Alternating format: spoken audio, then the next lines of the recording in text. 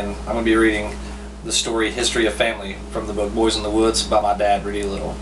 My dad's a 7th generation Eastern Kentuckian. That would make me an 8th generation, and this is my son Riley. That would make him the 9th generation. So my dad actually wrote this story for my son Riley. Ready? Okay. Papaw was out by the peach tree eating peaches when we ran over to help him collect the peaches.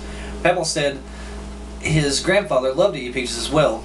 Rudy asked, "Tell us about your grandfather." Papaw replied, "Well, let me tell you a story of our family and why we live in these mountains. You boys make the 7th generation of our family to live here in these mountains. The story of our family living in these mountains begins with the 1st generation, and everyone who lived in this area with our last name up to the beginning of the 1900s are a direct descendant of Isaac Little." Then Papaw continued his story.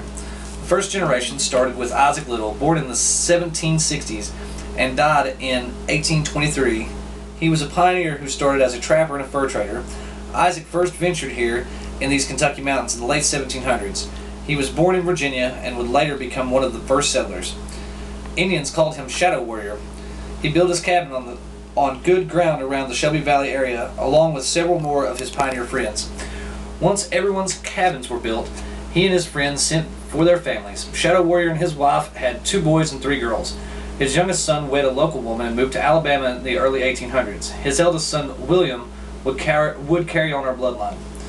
William was born in 1785 and died in 1853 and was the 2nd generation. William was a free spirit. Legend was he volunteered to fight in the War of 1812 and was held prisoner of war during the last year of the war.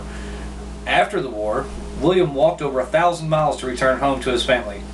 William had 8 boys and was married 2 times. He built a cabin next to his father's home place. William's 2nd son was named after his father, Isaac, and William's son Isaac would carry on our bloodline. Isaac was my grandfather, born in 1820 and died in 1910, and was the 3rd generation. My grandfather was only 3 years old when his grandfather, for whom he was named after, died. He also had a strong pioneer spirit and set claim to over 700 acres at what is now called Wheelwright. This was my grandfather, and he lived until 1910. Papaw said Isaac was a big man who was not to be messed with.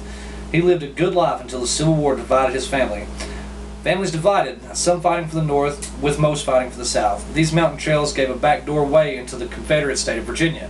These mountains were also perfect for cutthroats and thieves during and after the Civil War.